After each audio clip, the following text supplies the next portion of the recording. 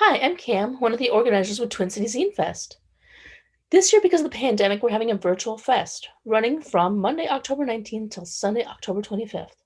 Check out our website at tczinefest.org for information about events and workshops, plus exhibitor links and info. Twin City Zine Fest is partnering with Hennepin County Libraries to present live workshops during the fest this year. Thank you to the Friends of Hennepin County Library for sponsoring this event. If you feel inspired to make more zines after the workshop, free kits with zine making supplies are available for takeaway at Hosmer Library, Minneapolis Central Library, and Sumner Library while supplies last. On your visit, you can also print or make photocopies of your zines up to 25 pages free. Our next workshop is about experimental art and zine making with Rachael, Elam, Bonebright. Elam? Maybe I'm Elam. Elam, like a soft U kind of. Elam. Awesome. Rachael Elam Bonebright's work investigates narrative through elements of cinematic and photographic storytelling. She creates illustrations that draw from symbolic languages to recontextualize the meaning of photographic imagery through the use of ink and paper. Bonebright's thesis explores a symbol. Oh. Should I keep reading? Somebody gave this to me. I wasn't sure if it was correct or not. It's okay. They probably pulled, like, I probably plucked it right off of my website which I made back when I was in grad school. So that might be kind of where that is from. But I do have a little bit of an introduction in my talk too, like a brief. Okay, I'll give it to you. Okay. Thank you. Yeah, thank you. Give me just a moment to share my screen. Can you see me on video right now, Cam?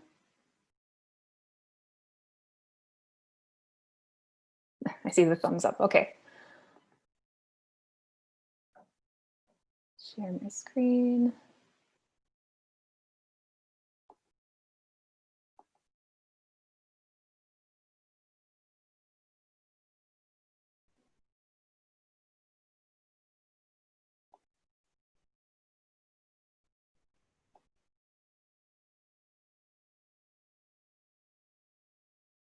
All right.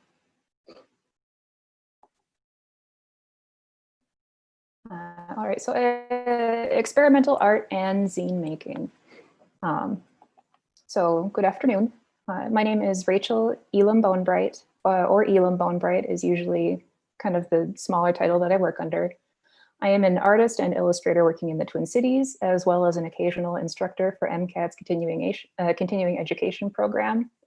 I work primarily in ink and other traditional media with an emphasis on vaguely dark motifs and emotions in much of my work. These themes are somewhat incidental. They just kind of come up because I'm interested in them. I'm a fan of classic cinema and sort of a nature enthusiast, if you would consider collecting bugs and bones nature enthusiasm.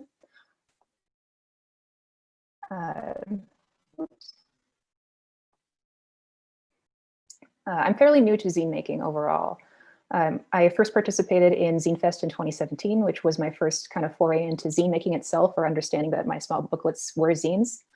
And I did it at the request of a friend who wanted to table together, though I'd been selling prints and buttons and other merchandise at MCBA Comic-Con for a couple of years prior to that.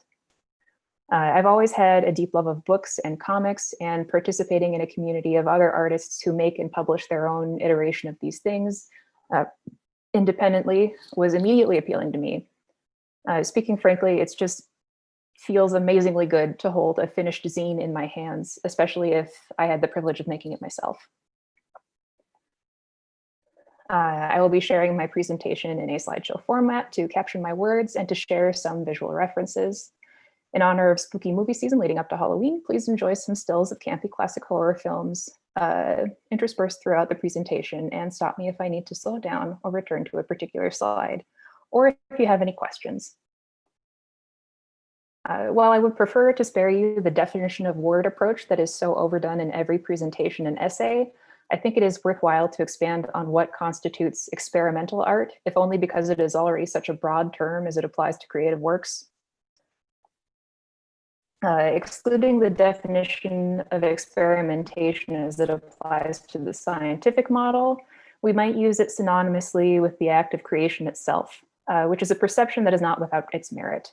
However, I think there is a certain disconnect between the act of creating art and the art itself that brings that perception into question. To experiment is to perform the process of trial and error, which can arguably be applied to all art making, but not all paintings, sculptures, and so on, including works of writing or music, are considered experimental by a general audience. This suggests to me that there is as much a social factor in experimentation as there is a creative one. Bearing that in mind, we have to consider the contemporary norms around each piece of art, both at the time of its creation as well as now.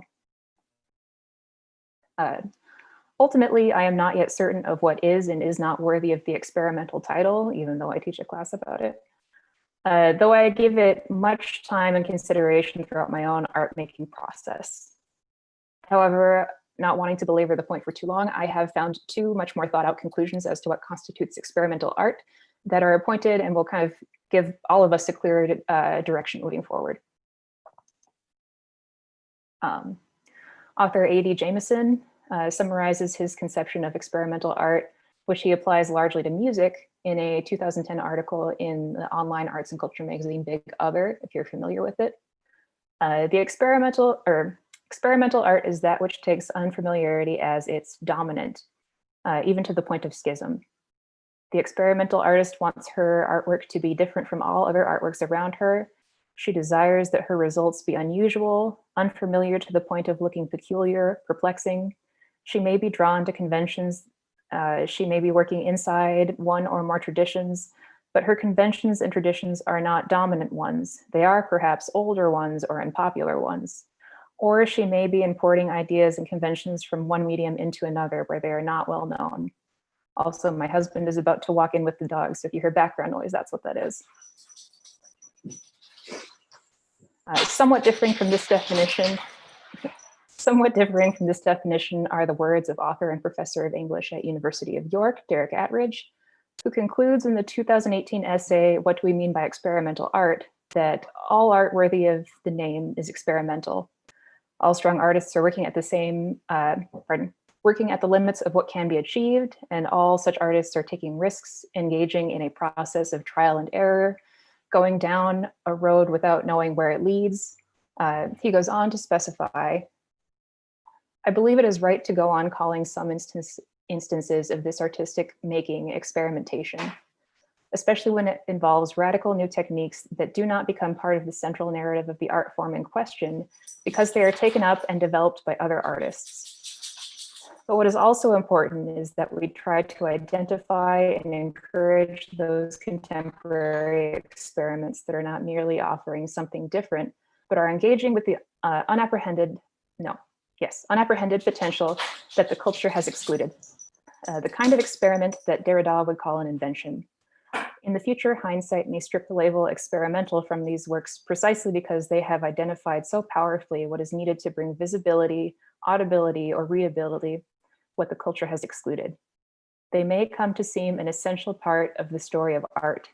We should not forget, however, that they started as experiments, ventures into the unknown, trials without guarantee of success, failures leading to new attempts, and a trust in the work that is finally delivered over public judgment." I find the latter conclusion more satisfying, but the former easier to digest for our purposes. And like when in doubt, just make it weird. So moving on to zines. Zines are already experimental by the nature of their divergence from traditional published media. At least that's how I would interpret it. There is a culture around zines that has amassed a substantial audience, but I think it's safe to say that it remains a fringe practice, albeit one with a dedicated community. How then do we exceed the bounds of what is already an unconventional practice? I wasn't really certain of how I wanted to approach this conversation in a stream, nor how I wanted to fill this space. But after watching, is it Neva walk us through the one-page zine fold on Monday, I thought it might round out the week nicely by bookending it with another activities or a series of activities in this instance. Now I will interject and say that I kind of thought that this was supposed to be more of an active workshop, but I can understand it's a little the structure is a little different than I kind of thought it would move. So I'm going to share those workshops and propose them, give you the outlines, but these are things that I would suggest that you do on your own time. So today I am going to introduce 3 projects or exercises if you prefer. Some of these are variations or exercises that I do with my experimental comics students that I work with over the summer, but altered to apply to a general zine format. These projects are designed to move very quickly. They can be done at any time. And I could do them within about like 5 minutes each, but I'm not going to, so ignore that portion. These projects are less about creating something of quality and more about shifting away from a conventional mindset, and generating objects quickly with the potential to repeat and refine your process with each iteration. These projects will focus on 3 main areas of experimentation: materials, content, and concept. Experimentation applies an emphasis on the act and process of creating over the art object itself. So that's where I am directing my focus. Mind you, even a quick, small, cheaply made zine is something to be proud of. Anything you make with your own hands is an accomplishment. That's what I have to tell myself sometimes, particularly on days when I'm lost or when I feel lost or inadequate because I'm not making work fast enough or well enough, or when small setbacks feel like a failure, which is maybe sharing too much, but I suspect that we all as creators have these thoughts from time to time. So moving along, project 1 that I'm proposing to you, all of which I would hope kind of drive your practice towards experimentation, is to create a zine from whatever you have lying around, like right now, or rather when you decide to do it, right in that moment. Consider it a warm-up to the other 2 exercises, or make it a timed challenge if you prefer. I know that some of you may have done zine workshops before, and it's pretty common for the person leading that activity to bring in colorful paper, old magazines, and general craft materials to work with.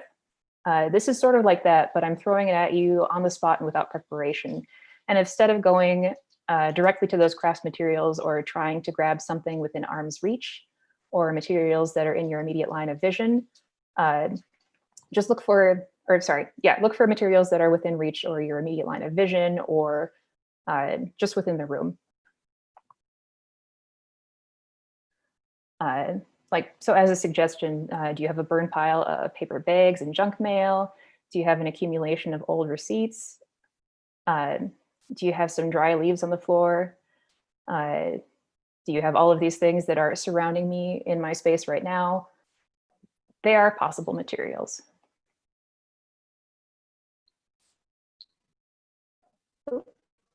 And that one's not going to be pertinent for us right now.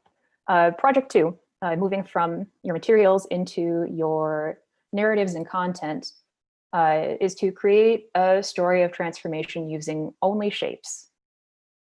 And this is one that I do with my experimental comics students well, actually, I have a slide talking about that, pardon me. This is an exercise that I do with my comics students on day 1 of class, though I usually stipulate a specific range of panels for them to work within. For you, however, I don't want to put any specific limit on panels or pages, not that I would be grading them anyway, because the process is more about exploring narrative and sequence than it is about filling space in a booklet. Zines cover such a range of content, but I think that the book format lends itself best to narratives, or at least a progression that makes the reader want to turn from one page to the next. I had initially proposed a workshop of transformation last year, but this year, upon reflection, decided that I was not fully prepared to tackle that subject in a way that was satisfactory to me. I still wanted to touch on that subject a little, though, through this process of experimentation, and I am doing so through the abstract use of shapes. And while this is a visual exercise, I think it can be conceptually applied to writing as well. Ultimately, I want you to think about the progression of a story without the use of recognizable or realistic forms. Usually when I run this project with students, the shape becomes a character for them. Sometimes it is constrained to the limits of a recognizable shape to start, like a circle or a triangle, but that shape warps and changes in strange ways the more a student adds to the progression. Sometimes they interact with other shapes or intersect with lines that compose a flat environment. And I'm always fascinated to see where their stories go. But please don't feel as though you need to be constrained by this anthropomorphic and very narrative specific approach, though it is very engaging and enjoyable to read. The thing about a shape is that it is very broad. It can fill whatever niche you need it to in this context. Your shape might grow or shrink or take up space on a page in a way that creates visual environments. Your transitions might even be non sequitur from one to the next, in which case you might ask yourself what the through line is from your first shape to the last. And finally, project 3, which arguably can be a very short or a very long project, depending on how you want to approach it. I think that this last project, or prompt is really what it is, can be as long or as short as you need it to be, depending on how you want to interpret it. And with something this open-ended, I understand that some of you might want time to ideate or execute your concept. I chose this prompt as the final project because I think that the word secret can work for or against the general purpose of a zine, depending on how you choose to apply it. We have established, at least for this conversation, that experimentation is the practice of working outside of the common method. The common purpose and function of zines is to be independently produced and distributed to a wide, if somewhat localized audience. They're meant to be shared, where a secret is not. This presents the question of how a secret can be interpreted in a zine format. Secrets can be something that a person, secrets are something that a person keeps close to them, sharing them rarely with others, if at all. They're meant to be hidden, though they do escape from time to time, either because they leak or because their keeper decides to set them free. What then constitutes a secret zine? What does it look like? What are its contents? What is the function of a secret zine? Or more specifically, what is the function of your secret zine?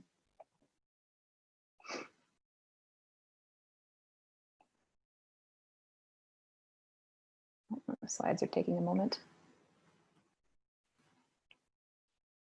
Oops.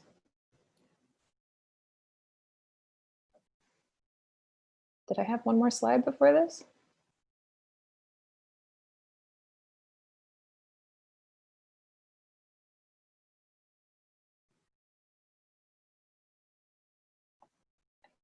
Did. But not a pertinent one.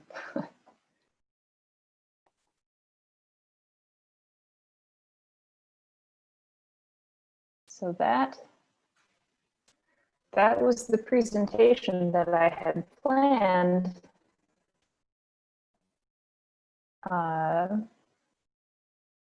Yeah. You still there, Cam? Hi, we're still here. I was going to check to see if we got questions. There were no questions at this point. I do see something in the chat at the moment. Just watched House on Haunted Hill twice this past 2 weeks. I know, it's so good.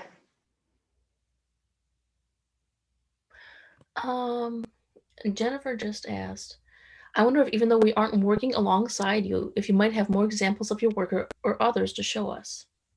Yeah, I have some examples of my work. I have a few on hand back here.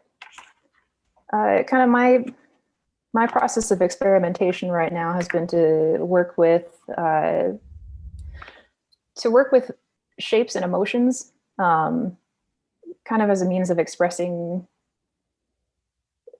the dread of like creating work, or maybe not. Like I mentioned somewhere in the presentation the feeling of inadequacy sometimes when you're not generating, and part of kind of concocting some projects that focus a little bit more on generating things really, really fast, or really, really, I don't want to say simply, but like without as much difficulty. Started painting circles on very, very large pieces of paper. And this is how I kind of turned it into a zine format. So did you take a photograph of the of the, because it's large paper. So then, did you take a photograph of it, or did you like? Yeah, here, I have a, let me find one of my pictures here. I'll go to my Instagram if it will load for me. I think it's fascinating the way. So like, it's a workshop we can do at home, and we are like doing it at home, but like it's the YouTube video too, so people can like, I don't know, it's interesting the way it works out. Yeah, no, I think I did watch the other ones, but I think I just misunderstood a little bit of kind of what was expected. I Yeah, yeah, that's my bad.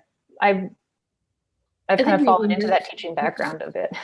Yeah, I think we forgot to tell you, and like I skipped out on like who I told what. I guess I forgot about that. Oh, that's all right. I mean, my big concern, to be perfectly frank, was filling time. An hour is so much time, but it's so much easier to sit here and talk with you uh, Yeah, than it is to kind of fill out everything. But yeah. cool. Yep, I'm loading my pictures. While you're If waiting, I yeah. started doing the prompts. Oh, like right next to me, I had some scrap paper from like the mail-in ballots. Nice. Oh my god. Like I just found it, and it's an experimental zine that like folds out weirdly. Nice. I don't know. It's probably backwards or something. I don't know. Yeah, I don't even know what I have in my immediate vicinity that I was going to use because I didn't want to plan what I had, although I know nice. Although I know I have my dead leaves and my, although I cleaned those up actually, my pile of papers and my wallet full of receipts from things that probably date back to 2017 if I'm being honest. But like, yeah, I don't know what I have in my immediate vicinity. Plastic. Oh, cool. Brugger's bagels napkins. I will figure it out later. All right, did this load finally? There it goes. All right, I will share my screen again real quick so I can show some of my work. There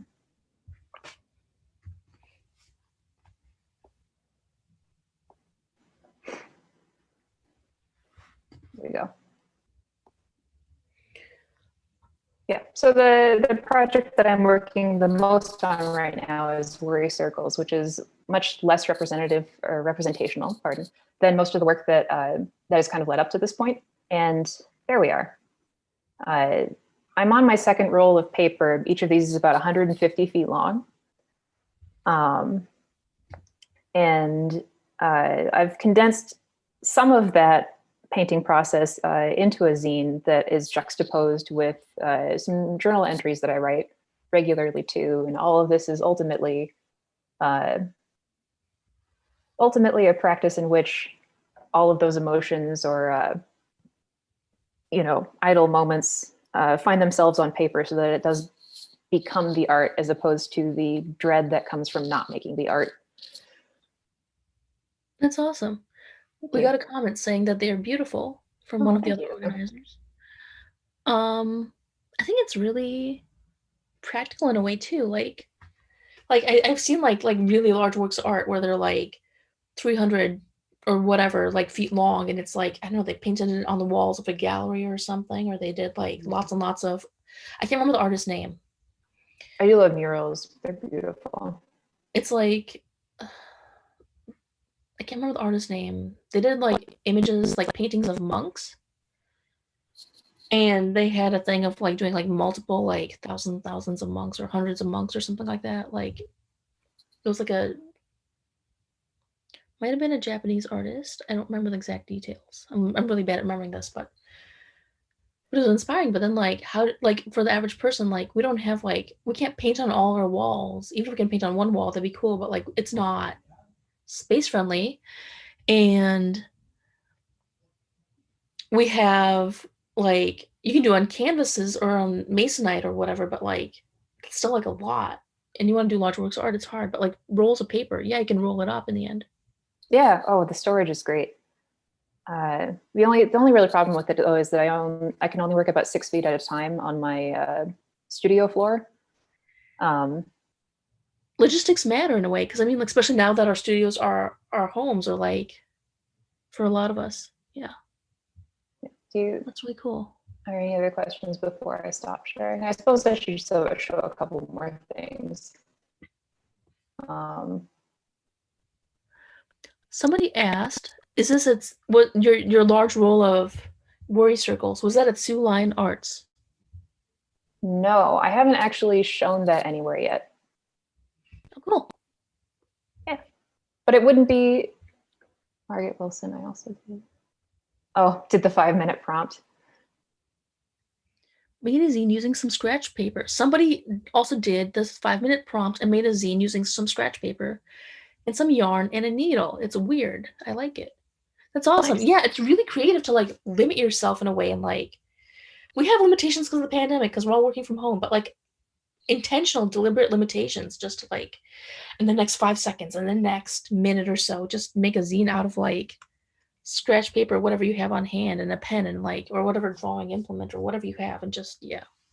Yeah. But I mean, I don't think that one's all of these kind of come from maybe a nebulous process of experimentation that some of us might be accustomed to just from going to art school Yeah. for 6 or more years, in my case. But it's nice to go back to those things that I think I would have visited more in my like freshman, sophomore year of school, that maybe you don't always apply to your work moving forward because you're supposed to be established. You're kind of stuck in your ways, or at least I get stuck in my mindset, where normally I make a lot more representational art than I have been lately because of the anxiety that's kind of come from the pandemic and all of that. Yeah. Yeah. But yeah. I think as someone who's not like, I've taken art class. I mean, I've taken like an art class. I've taken like drawing or whatever. I've taken like mostly computer science classes, like not really art classes. So like this is really fascinating. It's really cool to put ourselves in the mindset of like little art students, like not little art students, but just getting into that of like limitations of like making art and then like making it over and over again and seeing how it goes. Yeah. It's pretty cool. Nice. Yeah. No, I think like I'm a little disoriented. That's okay. That's me all the time. Constant brain farts of like, what was I gonna say? Yeah. No, that's my bad. I mean, yeah, I came into this, like I said, with my teaching mindset a little bit. I'm so accustomed to kind of like talking with students and having like work to talk about between us and everything. But yeah,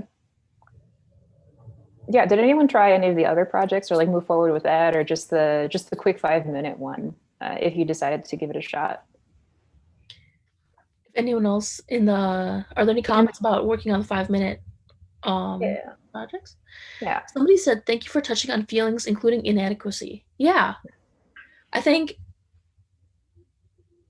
I don't know. I'm sure I don't know, like I don't want to how to touch on this, but like yeah, as artists, as like zinesters, I mean like not all of us have a background in fine arts, and even if people who do, then it's a whole other thing of like, oh, it has to be like perfect, it has to be like a certain way of doing things, and yeah, for all of us, we all have these. Yeah. Well, it's deeply complicated.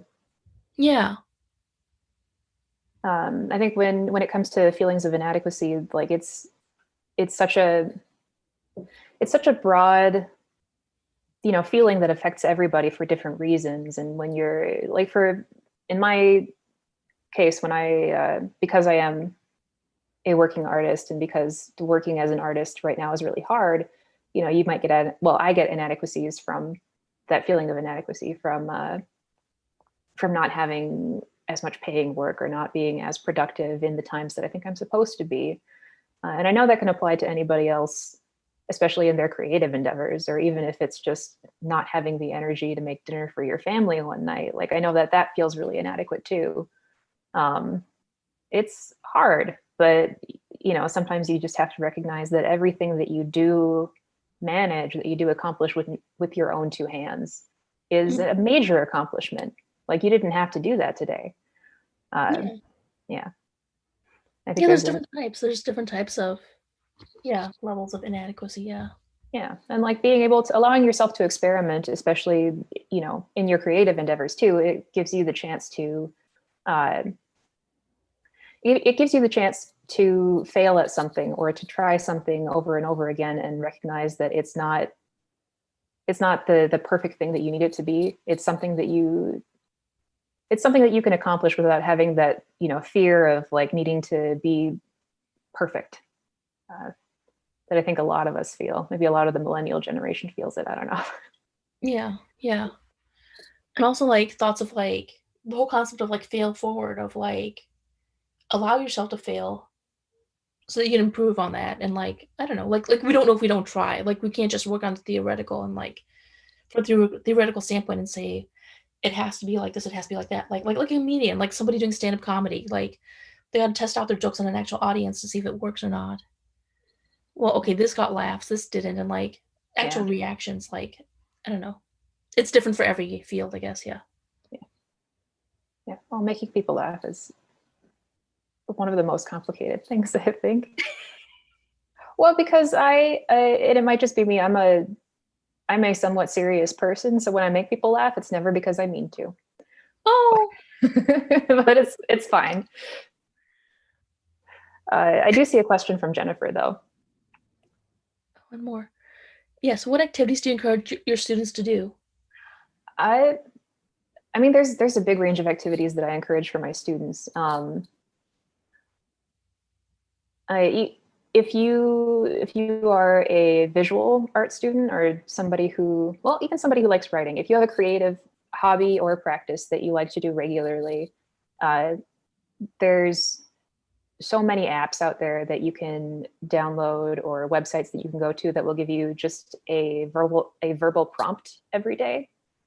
Yeah. Um, yeah, allowing yourself to kind of take, even if it's just like I said, 5 to 10 minutes, something that doesn't have to be good in that time, but has to be done in that time. Um, that's something that I encourage my students to do. Uh, if you So What you mean else do like I encourage Inktober? them to do? Like, Like the well, Inktober stuff, but like only taking yeah, 5 minutes. yeah, something like that. So like Inktober is a good one actually. Although Inktober has all of those complications around it right now. Yeah. But yeah, doing a prompt every day, or maybe setting a goal for yourself where you say I can do X number of like these prompts a week. Uh, and yeah, limiting the time that you work on that, because sometimes if you're doing something that you're really um, passionate about and you can't find like the motivation to like bring it to a level of completion that you think you should do, it's it's kind of staunches that progress. So I'm really a big proponent of those 5 to 10 minute exercises where you just force yourself, maybe not even force really, but go through something very quickly so that you generate work and you would give yourself the chance to revisit the things that you want to redo and make better with each iteration. Uh, Kind of thinking of what else. I can encourage a lot of my students to practice drawing with their non-dominant hand. Oh, Yeah, this is a workshop I did once when I was an undergrad um, with the high school summer class uh, over at MCAD. It was an ambidextrous drawing class, and it kind of started from a project that I did before, like 2015, before I went to grad school, where I would draw both of my hands with each of my hands every day for, I think, 2 months. Um, and really, it was another one of those, like, just something so that uh, so that I have something to do every day, so that I generate a drawing every day. And hands are difficult to draw, so I kind of chose my hands because doing something over and over again gives you that chance to practice. And then I just really wanted to be ambidextrous. Um, and I am for drawing, but for writing, it just doesn't work out. hmm. Wow. Yeah, so I mean, it's a good practice to do. I think kind of the thing that I noticed when I started doing that was that when you draw with your dominant hand, or make any kind of shape or line with your dominant hand, you're really following a preconceived notion of what you are creating. So like, I see a hand, I draw it the way I think a hand looks. But when you're going with your non-dominant hand, you have to move very slowly and carefully, be more considerate of proportions. And honestly, I think the ones from my non-dominant hand, while they're a little shakier, kind of come out better when it comes to those proportions and that kind of realistic look for me. Mm-hmm. Cool. That sounds like a cool thing. Somebody in the comments said, I'm totally going to cut up some shapes and make something with my toddler after this. Thanks for making something making something and experimenting feel within reach for me today. Oh, that is cool. It's yeah, we're all from different backgrounds and different walks of life. And yeah, like I love hearing the exercises, the ideas that like artists do, that like the whole art school mindset of like going about things is pretty cool, because then it's like I don't explain it. Like I don't have words for it, but it's cool because it's like in a way its own exercise of like looking at art, looking at like I don't know, like I'm not a professional artist, but like drawing for me is pretty much like something I've done my whole life. yeah. In one form or another. I might not be good, I might not be whatever, it doesn't matter, but it's something I'm just used to, like writing or like whatever, writing a shopping list or whatever. Yeah. But then like seeing it from an art school method, it's like it puts it in perspective of like I wouldn't get hung up on the art school method because it's like yeah. If I may be a little frank about it, it's pretentious. Yeah. Even though I absolutely love my experience with arts academia, it's it's something that just kind of permeates the culture there of like constantly asking questions about like what does it mean? What is the use of this material say about the work that you're doing? And like there's a lot of questions that come forward largely because it's just an expectation. And it's not bad, but it's definitely, it's a lot. It's a lot when sometimes all you want to do is just make something. Yeah. What makes like your art making really, really wonderful to me, because you can just sit down and like make something. And I literally have to like plan a project to be like, now sit down and make something. Yeah. But also in a way it's like an exercise, like a mental exercise of like I don't know, like the theory behind it, the mindset of like it's not simply making art. It's like what does it mean? What is like the like there's a lot of thought behind it, and I think that's kind of cool in a way. It's helpful in a way. I don't know, in some ways. Like I can do stuff, but it doesn't always have meaning. It's just churning stuff out. I can churn out stuff out, but it's not satisfying in a way because I can just do it, but it's not. I don't know. Yeah. I don't know. I mean, I think that dissatisfaction is just a sign that you're an artist, but yeah. Thanks. Okay, personally, but thanks. Yeah. Thank you for doing this workshop. I really appreciate it. Yeah. It's been good chatting with you. You as well. How's your, like, just as an end note, like how's it been for you? Because you've kind of been the central line through all of this so far. Not bad. I like they kind of scared me when we were organizing it. The other organizers kind of scared me. They're like, Cam, you're gonna be talking in front of a lot of people on Instagram. And it's like, how bad can it be? I'll have some coffee. I'll make myself chatty by having some more coffee or something. It's not been bad. That's good. Yeah. I'm not gonna hyperanalyze until it's all over. I'm not watching my own videos until it's all over. It's just easier that way. No, it's all been really good. I've been watching them here and there as they come up, usually after they've already been recorded. And I think you did a great job. Thanks. Much appreciated. And thank you everyone who's watching this workshop. Thank you.